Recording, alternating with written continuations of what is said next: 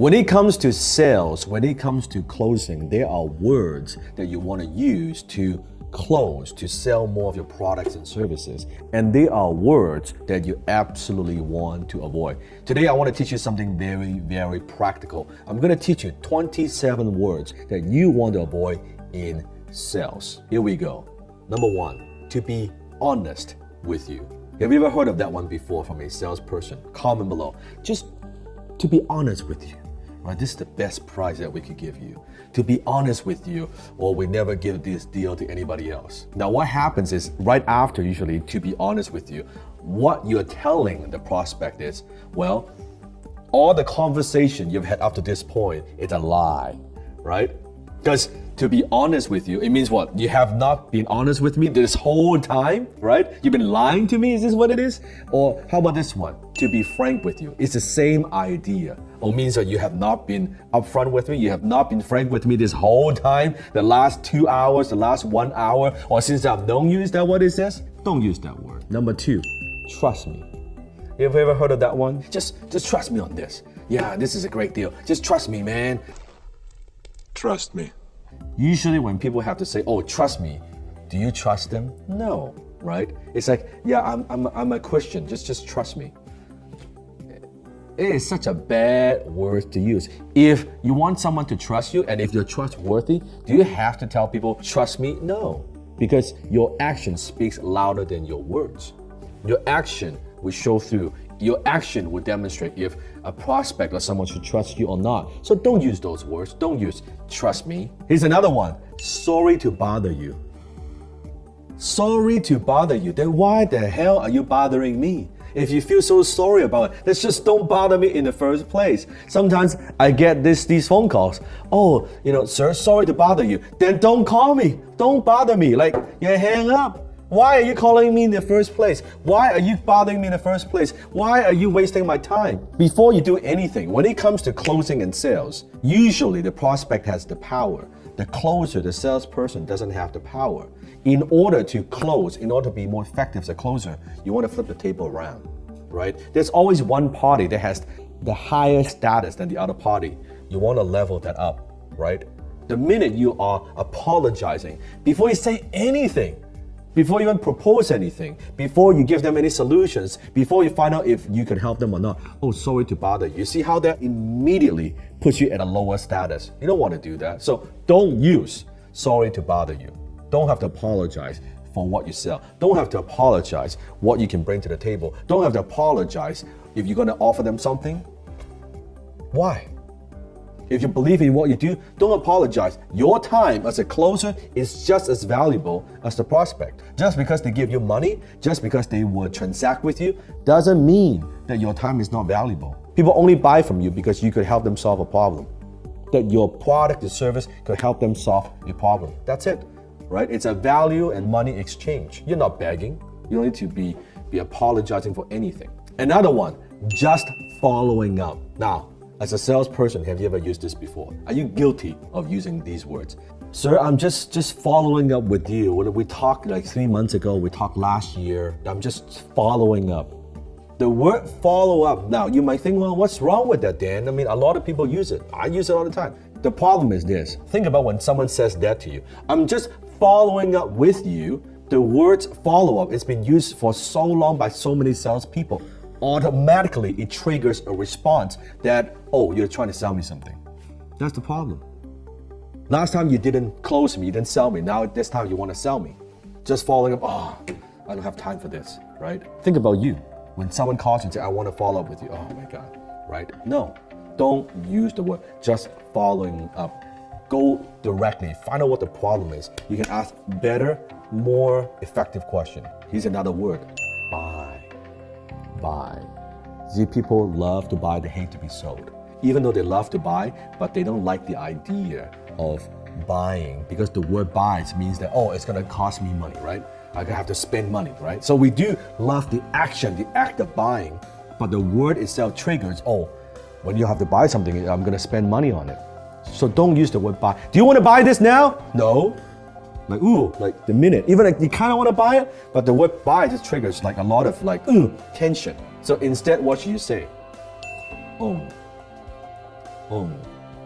Or take this home with you. So imagine if I'm selling you this. Hey, do you want to buy this? I don't know. Would you like to take this home with you? Sure. Right?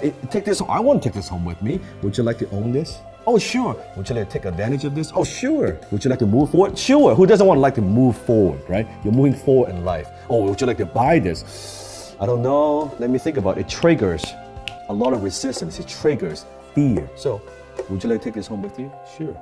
Like if you're selling a car, would you like to take this home with you? Sure. Would you like to buy this expensive luxury car? No. Would you like to sign a 5-year lease so you make payments every month? No. Or would you like to take this home with you? Sure. Simple. Here's the key. Right there. And then let's do the paperwork. See how that works? Another word, contract. That's right, contract. Now, when I say the word contract, what comes to mind? Comment below. Oh my God, I'm signing a contract. It's like 20-page document. I'm signing my life away, right? It feels too serious. It's too heavy. So instead of saying, hey, are you ready to sign this contract with me? It's like, are you ready to sign your life away? No, don't say contract. Agreement. You see, from contract, agreement. Okay, we can agree on something, right? Just agree. That's okay. It feels less intimidating. It feels less pressure. Or I like to use paperwork, right? Instead of, hey, would you like to sign this contract? How about we get the paperwork out of the way? You see?